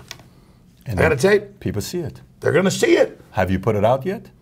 I put part of it out. Yeah, the lawyers don't want to put it all out. But the point is I didn't lie about WMDs. I didn't do all this stuff. People question things, and they looked at my whole life's work and said, "Let's point at this, and let's go after him for that." Let's stay on Pizzagate. Fair? Let's go on Pizzagate. Look, I'm going to remind you what you just said to me about 2 minutes ago. You said, "I didn't bring up Pizzagate. Other people did." And then I started talking about it, right? Fine. That's kind of like you saying, "I didn't invent guns. John Doe did. I just used it." So you took that story that they started talking about, and then you sensationalized it, and a guy went out there and shot the place. So the part when you're asking me about... No, the media said that some out-of-work actor hooked into them that no one even proved shot the place, did that as like a way to demonize the First Amendment. Whatever it is. Whatever it is. So the concern... No. CNN and MSNBC and the New York Times, they kicked it off. Okay, I get that. Fine. But the guy was inspired after a sensational... Okay, so everything I ask, everything I process... What am I supposed to do? No, Alex... When we have 50,000 emails and they're talking about Anton LaVey and they're talking about Aleister Crowley and how kids are going to be in hot tubs and how they're going to drink sperm. You're changing the subject No, again. it's in the goddamn emails. I'm with you, but they changed the subject from the 50,000 emails about drinking sperm to this place in D.C. They changed the subject. Okay, say they did. Say they did. Yeah. They changed the subject. Fine. If I'm running a country, Alex, say I'm running a country, okay? Say I'm a president of a country, and I got 2 terms, okay? I, as a leader of the nation, have to sit there and make sure the decisions that are being made are going in the right direction, and I want to make sure conspiracy theories, if they're being told, they're being held accountable. And my biggest concern as somebody that runs a country is going to be, hey, I don't want somebody that's taking a story and sensationalizing and making it more. So what's the benefit of that? Well, I got to make sure I allow both sides of the media to have platform. Now, if I'm a dictator, I can only have one side. That's so they've shut me down. But no, I mean, I'm being shut down. Sure. Yeah. Because I'm the evil guy here. All right, here's a couple things. Educational system, how do you feel about it? You're a college dropout yourself, I believe. You went to a community college or something like that and you dropped out. Me too, I went to a community. I didn't go to a state or private. I dropped out. What is your thoughts on the current educational system? I think it's a total scam, like Rush Limbaugh used to say. I went to college. I could have got into UT, and I already had a couple jobs. I was making like more than the professors were. I was making $100,000 a year, and I knew the professors were making like $40,000 a year, and it was all this anti-American crap. So I was in sales and a bunch of other stuff when I was like 19 years old. And so I just thought it was more of an indoctrination thing. Because I went to community college for 2 years, and that's why I got out of modern education, which I think isn't actually getting ready for the real world. I think it's politically kind of just indoctrinating you. So that's where I stand on modern education. I think education is great overall if it's based on what's really going on, like engineering or things like that. But I think general degrees now are a joke. So STEM, you need school. Anything outside of STEM, you don't necessarily need to go to school. Is that kind of what you're saying? Yeah, I mean, people need to, know engineering. They need to know they're going to probably be a lawyer, go to school, but mainly it's the thing about getting in big debt. Mainly the concern is that they're going to get into big debt.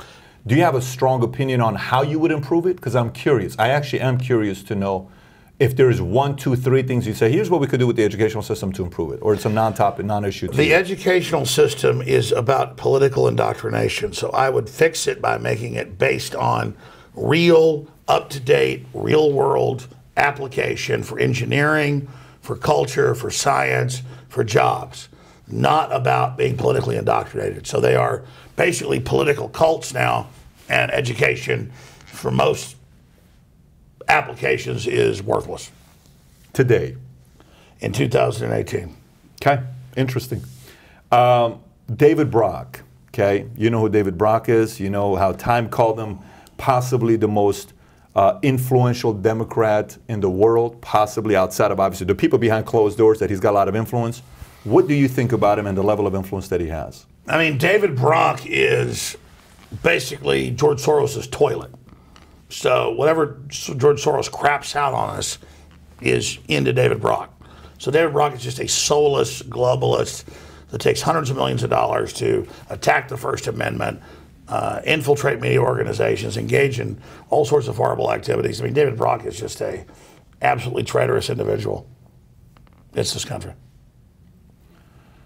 Again, he's George Soros's toilet. So who are you more concerned about? His mouth is. Like his mouth is the toilet bowl. I fully get it. So who are you more concerned about, Soros or him? Oh, I mean, Brock is just the toilet bowl. I mean, I'm more worried about the bloated belly of Soros and all that poison. Of what he does. Okay. Thoughts on deep state versus Illuminati? Any thoughts? Anything that's new? I mean, deep state is just the bureaucracy, and the shadow government is the COG, continuity of government people. You're talking about Illuminati, that's just an outmoded name for secret societies. So I don't think the two actually combine together. But you got a lot of corporate special interests and a lot of glad-handers that get in positions of power and don't actually think about prosperity or real business deals. They just think about overall power. And so I think that's the confluence of the deep state and of the shadow government. As for Illuminati, that's just some fanciful term from France 200 and something years ago. So it's not what people make it out to be? If you want to be technical in 21st century parlance, the Illuminati means the illuminated or the Renaissance. But the people pushing the modern Illuminati system are wanting control. So no one who's actually seriously trying to build a civilization calls themselves the Illuminati. No one really that's trying to build a civilization calls themselves the Illuminati. Even though Illuminati is a good word, you're illuminated. That's what you're saying. Yeah, it just means illuminated. So you could technically say, like, Trump's the head of the Illuminati. Like, are they running the world? No, no, no. Illuminati in Latin means illuminate. Okay. And so you could say, I'm the head of the Illuminati, Trump's the head of the Illuminati. There's no group under us. And it becomes this negative term like, oh, they're Illuminati. Oh, they're secret, they run things. That's deep state, that's shadow government. And so the two things, one is a term in Latin for different revolutionary groups. The other is real names of real stratas of governmental systems. Let's talk about 9/11, since today is 9/11. At what point did you come out, when you came out and you talked about what you thought was taking place with 9/11, who was really behind the 9/11 with what you've studied over the years and what you've spoken about? I don't know who's behind it. I got up at 6 a.m. like I used to. Okay. I still do. And at like 8 o'clock in the morning, oh my God, a plane crashed in. Oh my God, it's a terror attack. And I went on the air because I was on a syndicated network and I covered it. And then I was during breaks listening to local news, watching local news. And they're like, yeah, bombs in the buildings. And then I went to get a pizza at like 4 o'clock. And they're saying on CBS radio, bombs in building 7. They're going to blow it up for everybody's safety. So I go on air and I say, I just heard CBS radio news, back when they still had it, 18 years ago or 7 years ago. And I go, they just said that Solomon Brothers building was blown up by bombs. And I got attacked in the newspaper for it.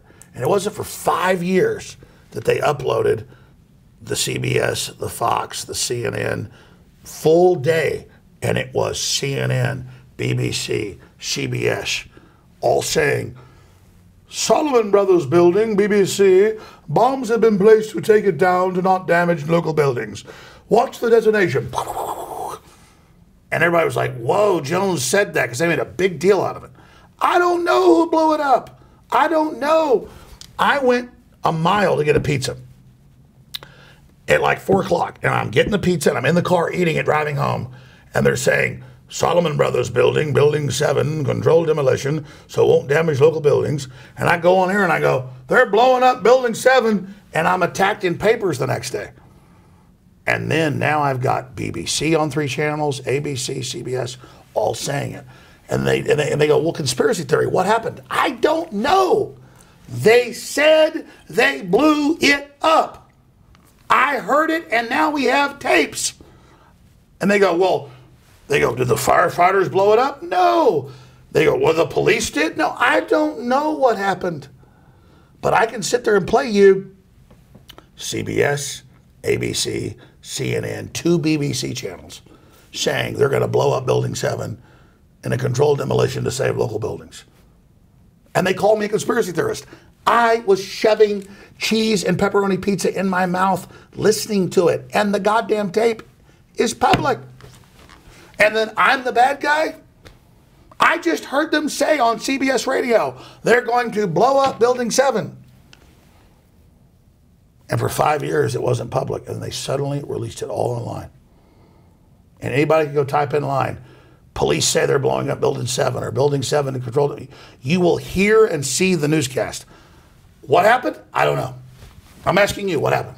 Till today, with all the research you've done, you don't know. You don't have any, you have some family that was in the military, that was in the government, that they worked in the government. So you've spoken to other CIA agents, DEA agents, some other people that are on the inside. From your perspective, you don't have any strong evidence that it was either somebody involved on the inside or not on the inside. Here's the best thing we know. Dick Cheney wrote Rebuilding America's Defenses a year before 9/11. PNAC document, and it says we want a new Pearl Harbor that kills at least 3,000 people. It says this. And we want to use bioweapons to kill the Muslims. And back then, I was more of a liberal. I still don't want to kill the Muslims. And I'm like, holy hell. And only the Austin American Statesman picked it up. But that was in the Austin American Statesman. Dick Cheney says, we got race-specific weapons. And the problem is it'll kill 22% of whites and like 70% of blacks, because Arabs are a mix of the two. But we should be ready to release it. And I'm like reading this in the PNAC documents right after 9/11 happened. I hadn't read it before it happened. And they're talking about killing everybody, and they're talking about world government. And I mean, these are public stuff. You can read this. And I'm reading this, and they go, we need a Pearl Harbor, we need 3,000 dead to invade the Middle East. I don't know, man. They're writing documents saying do this attack, and then they're stand-downs at NORAD. I don't know.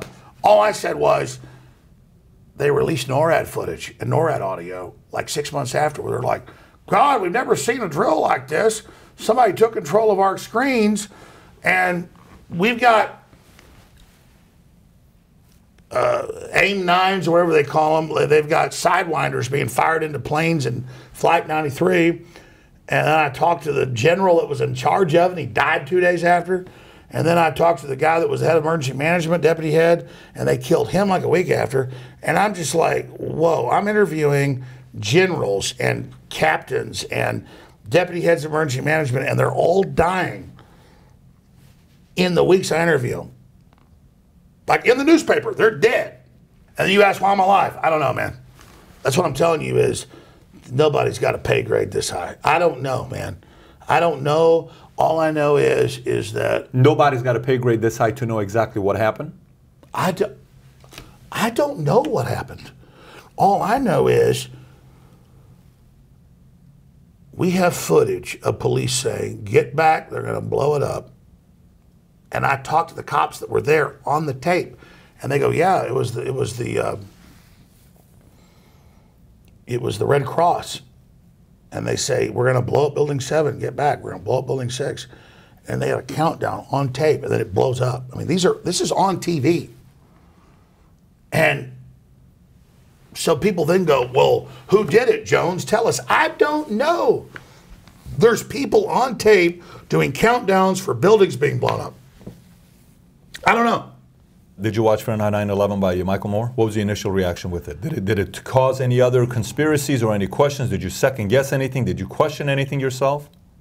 I mean, I knew everything in the film. Like, they're flying Saudi Arabians out the day after 9/11. It was kind of like Bush knew and let it happen. It was kind of a whitewash of what I already knew. I mean. So it didn't change any part of your opinion at all? There were all these FBI agents saying they were ordered to stand down. And so I already knew all that. Like Fahrenheit 9/11 came out like a year later, or like 2003, 2 or 3 years later. It was right before the election. People blame you for conspiracy, and they say you have all these different conspiracies, which they are right. You have some things that you talk about, right? Okay. Well, you looked it up. They would call it a conspiracy that I said a film came out. But they just do that. Some of the stuff they're accurate. Some of the stuff they overly do. You make it easy sometimes for these people to take shots at you. Some people also on the flip side say, listen, Alex could have contacts on the inside with the CIA and DEA that he knows people that are feeding him stuff, et cetera, et cetera. Is there anybody you know that on the inside that's connecting you and telling you stuff? Because if that is true, you would have more information about 9/11. Because if the stuff you're talking about, you got 5 billion views, then wouldn't somebody from the inside who is opposing, like right now they're saying there's somebody on the inside that's working with Trump that opposes him, somebody would contact and say, Alex, here's some information I'm going to pass down to you. Here's the deal. Wouldn't they? If you went and bought groceries 5 years ago, are you worried about the groceries you bought 5 years ago? No. We're trying to get the economy going. We're trying to defend the country. We're trying to stop war. I don't talk to people about what happened, 18 years ago. Yeah, but today's 9/11. I brought it up because it's 9/11. No, I'm not saying you're wrong. Yeah. No. We're not trying to fight old fights. We're not trying to open all wounds. We're not even trying to hurt globalists. We just want them to get out of the way for American success. I mean, do I talk to people, in corporations and media and like, some sexiness, government agencies? Yeah. But it's not like they're just American patriots like I am. So I'm not like sitting there talking about what happened 17 years ago with people. We're trying to how do we boost the stock market? How do we fix the country? How do we make Americans come together? I mean, I've been in these meetings. You want to talk about CIA, generals, everything. It's like we need to racially bring people together. We need to try to find out how to not be at war with Islam and try to get radical Islam out of the way. We need to bring everybody together, and we need to be peaceful. And how do we make the world a better place? It's literally, with Trump, how do we make a better future? It is not the leftists saying race war, religious war. It's the opposite. With Trump, it is we want unification. We want a free market system. We want justice. And your mission is to empower people and have them believe they're powerful, and whether they're a Christian or a Muslim or agnostic or gay or straight, to unify people around a human victory for the planet. That's what Trump's doing, and that's why they're pissed. So the meetings with the CIA and the Pentagon and the generals and all of them, that's what's happening. There is a real group that realizes humanity's in so much trouble with AI and so much trouble with all the globalism and everything. And what was happening is so crazy, this anti-human mania that was being run by big tech that's still in power, that there are people going, we want to be good, we want to be close to God, let's get close to God. What do we do to be good people? And everybody's like, we want to be good. And meanwhile, big tech's like, humans are over, the human thing's over, AI's here, silicon, kill everybody. And we're just like, well, what do we do? I mean, it's like, literally, do we go after these people? The people that aren't sellouts that have souls are like, literally like going, what do we do? They're looking at all the heads of tech right now. They're looking at, and they're just like, Jesus, these people aren't pro-human. What are we going to do? It's not like, we don't care about media. We don't care about any of this stuff. We're literally trying to chart a human future. Okay. You just did to me what politicians do, and they went away from the question. So just to finish off 9/11, okay? To finish out the topic of 9/11. The question, I don't know what happened. So the question, the official story of 9/11 is horseshit. I gave you a definitive, decisive answer. So your answer, the last question I asked you is, CIA, DEA, nobody else gave you any information on the inside. You knew 4 months before. There's nothing that you know about. It was just, you know, when you said, I think something's going on. I watched them on TV. Al-Qaeda's going to attack bin Laden. Give your rights up. It was obvious what was going to happen. It was obvious what was going to happen, but you don't know who did it. You have no idea. You're not leaning towards it. No, it was obvious that the deep state was going to stage a terror attack. Okay. And they did it working with radical Islam. But like who did it or... Influence? You don't have an opinion on that, on who influenced it on the inside.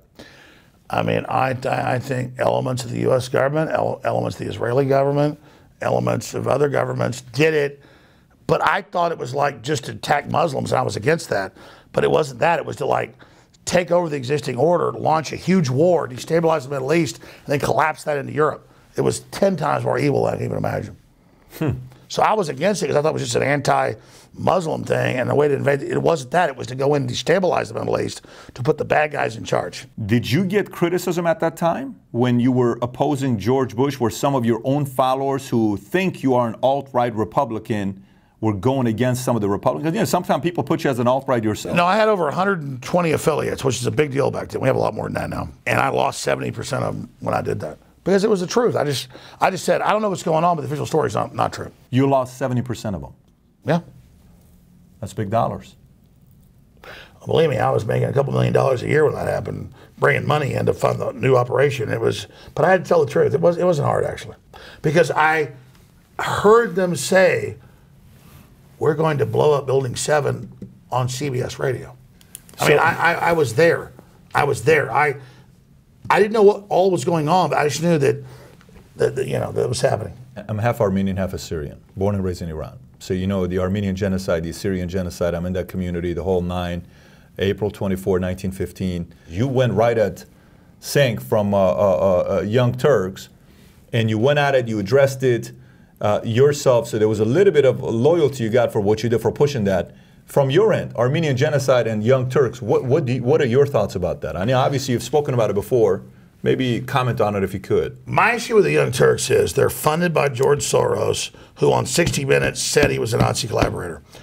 And then there's the weirdness of them being named the Young Turks, which was the militia of the Turks that killed 1.5 million people. And that's like mainline Reuters, AP, it's all admitted. And then I just noticed they're always apologists for radical Islam. And they're always saying, oh, we're not religious, but they are. And then I learned that Soros is funding them. And I learned that these big banks were funding them. And then I learned that people that brought that up and said, why are you called Young Turks? They would attack. And they would say the Armenian genocide didn't happen when Turkish newspapers said they were eradicating all the Christian people in Turkey. So that's what I'm saying. They called it a conspiracy theory.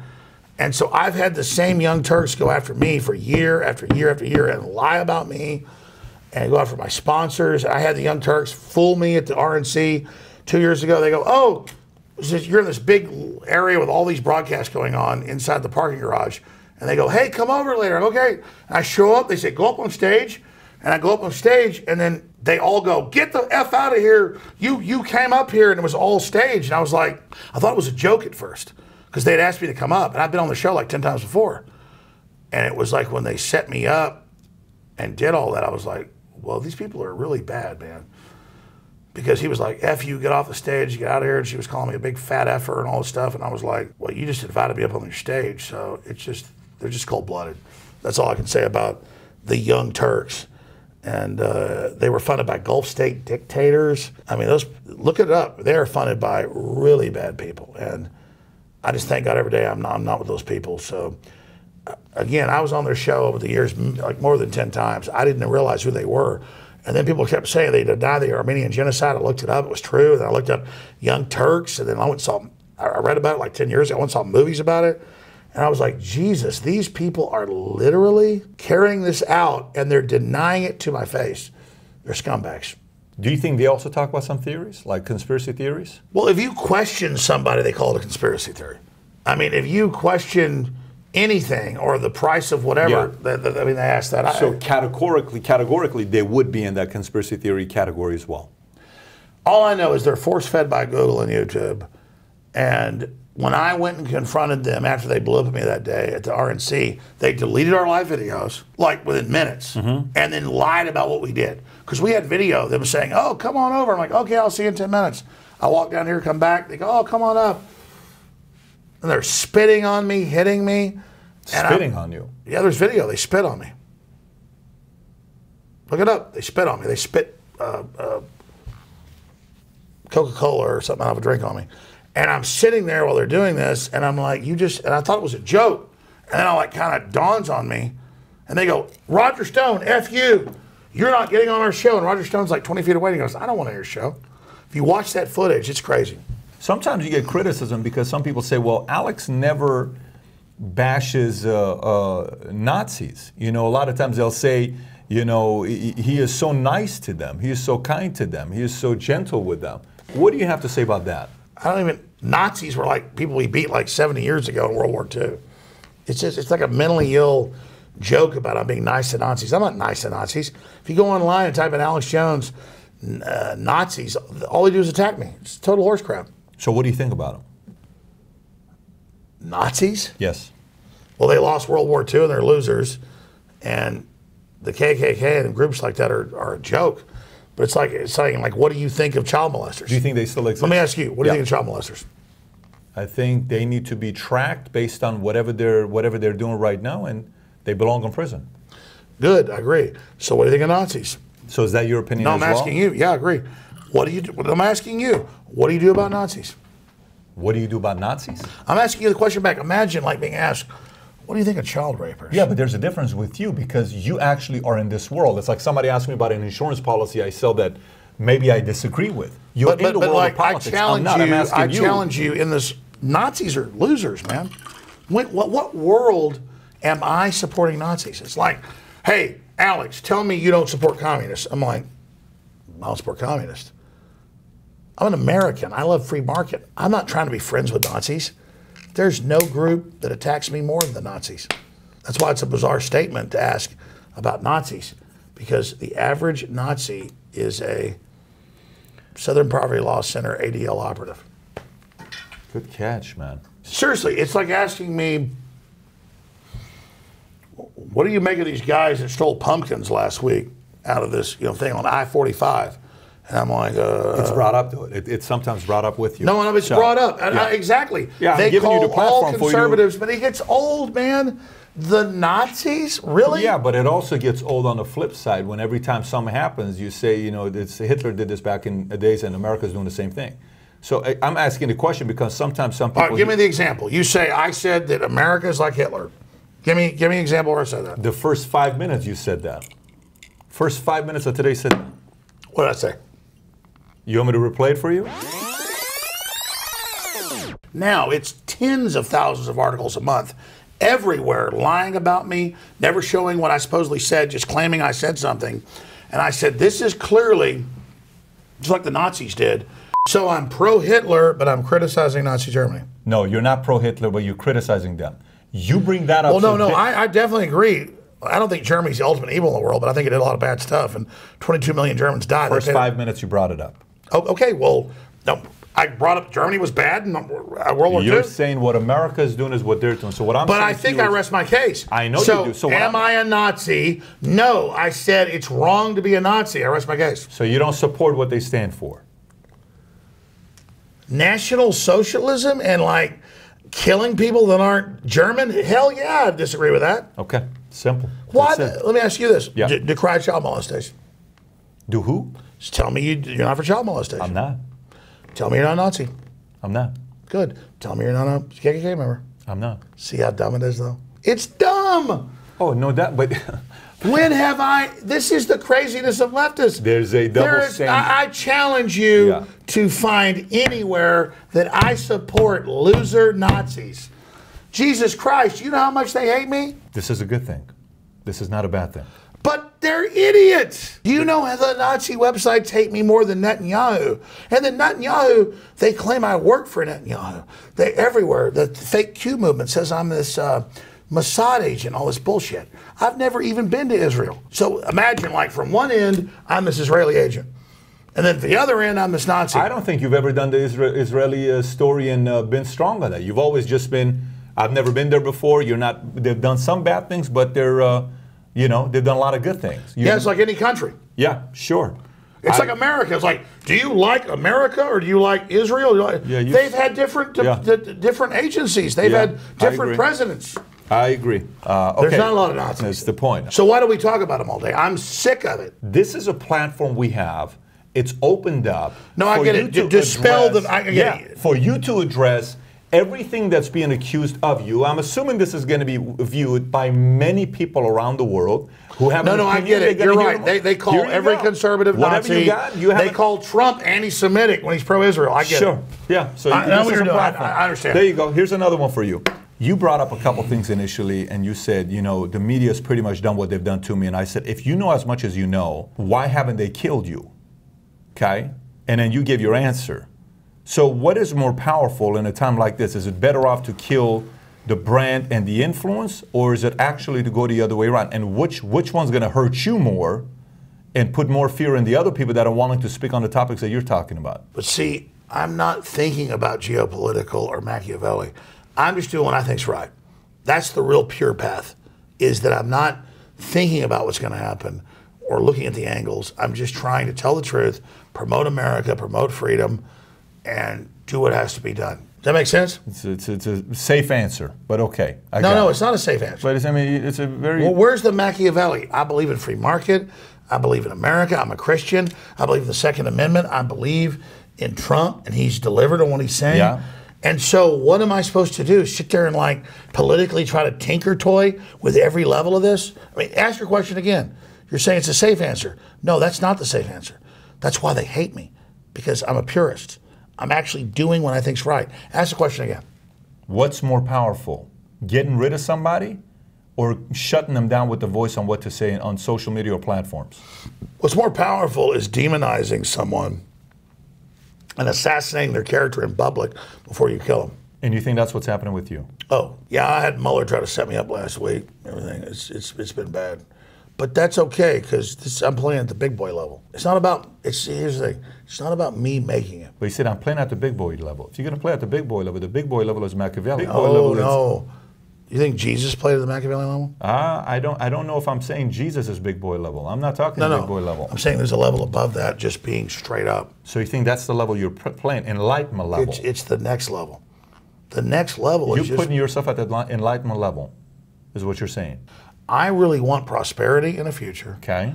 And I'm against globalism, and I don't want to sexualize children, and I am next level. Yes. Fair enough. Okay. You keep asking why they fear me. The answer is right there, because I can't be bought. I'm not under their control. I love God. You can't be bought? What do you mean you can't be bought? Cannot be bought. What does that mean you can't be bought, though? There is no price. Already sold. You sell products on a weekly basis, though. No, wait, that's to fund me. But I wouldn't sell poison to people to get ahead. I sell things and T-shirts and books to fund myself. But that's people buying because they believe in what I'm doing. I'm not compromising. Go a little deeper with this. What do you mean I'm not compromising? You're selling, you're making money. You can't be bought. What can be bought? But selling things is only fuel to carry out my operation. Okay. Selling things is to fuel to carry out my operations, but you can't be bought. Yeah, like in the hierarchy of needs, money is not the tip of my pyramid. Doing good for humanity and winning is where I want to go. And so I'll sell t-shirts, books, videos, water filtration, air filtration at InfoWarsStore.com to fund myself. But my God is not that money. You certainly understand that. Sure. Okay. Here's lightning round. You ready? I'm going to give you a word, a name, and you tell me the first thing that comes to your mind. Okay? Or a little bit longer than the first thing that comes to your mind. Let's see what you're going to say. Your brain is a fast brain, so let's see what you're going to say. First one, Edward Snowden. Patriot. Really? Ted Cruz. Patriot. Back to back. Julian Assange. Patriot. Bernie Sanders. Vampire. Putin. Nationalist. Beto. Beto is the one that's going against Ted Cruz. Mental retard. Bill Gates. Eugenicist. Elon Musk. A scared man. Really? LeBron James. Retard. Colin Kaepernick. Retard. Steve Bannon. Traitor. David Brock. Vampire. Hillary Clinton. Vampire. Barack Obama. Vampire. Bush. Vampire. Trump. Next level. Did you say next level? Next level. Moses. Trump is Moses. Oh, yeah.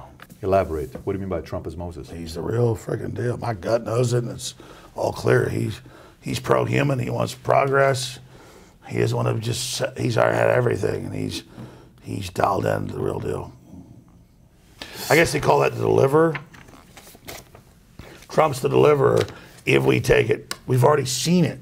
We've already seen everything suppressing us, and then as soon as he comes in, grass and flowers and power. Just, everything's waiting right now.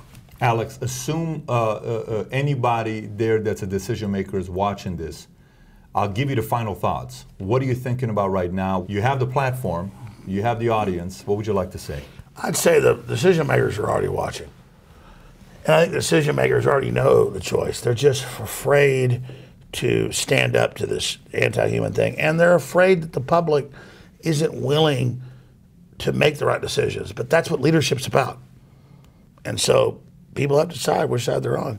I mean, this is like a big spacewalk. They say those astronauts walk out from the space station or from the space shuttle. It's like you're looking down at the Earth, 10,000 miles, you're looking up at infinity, and it's like they say there's nothing like it. And that's it. You have to believe in humanity. And if you just do that, everything else follows. So that's it. And that's why they don't like me. If you ask that question over and over again, is because I don't fear them. I've already been around the bend. I've already seen where it goes. And that's scary because they've not been there. But they will be there soon enough. They're going to meet their maker. And they're going to face God eye to eye with pure consciousness. And they're going to have to decide who they serve. So today, you get a chance to decide for yourself from everything you heard. He was pushed. We addressed every single topic that we can think about. And he was open. He gave his thoughts. He gave his opinions. I appreciate you coming out. That was great. I love being challenged. I enjoyed this time with you. This was good. And I'd like to hear your thoughts. What do you think about today's conversations? What are you thinking about it? Do you agree? Do you disagree? Where are you at with the whole situation that's taking place? Should he be back, allowed back on social media? So should Facebook, YouTube, everybody say you should come back on? Or no, a guy like this shouldn't be on YouTube. What do you think? I want to hear from you. Comment below. Alex, thank you for taking time to come on Valuetainment. Truly, thank you for making the time to come on Valuetainment. You bet. Hey, I'm proud to be banned by these people. You're proud to be banned by these people. I watch these zombies walk around looking at their phones. Yeah. Let me tell you, this is a real honor. People keep thinking I'm like hurt by being ostracized from hell. It's a good deal, man. The Satan cast me out. That's the reverse of how it's supposed to work. I'm seriously honored that Satan cast me out. Thanks for watching, everybody. Take care. Bye-bye. Satan cast Alex Jones out. That's the name of your video.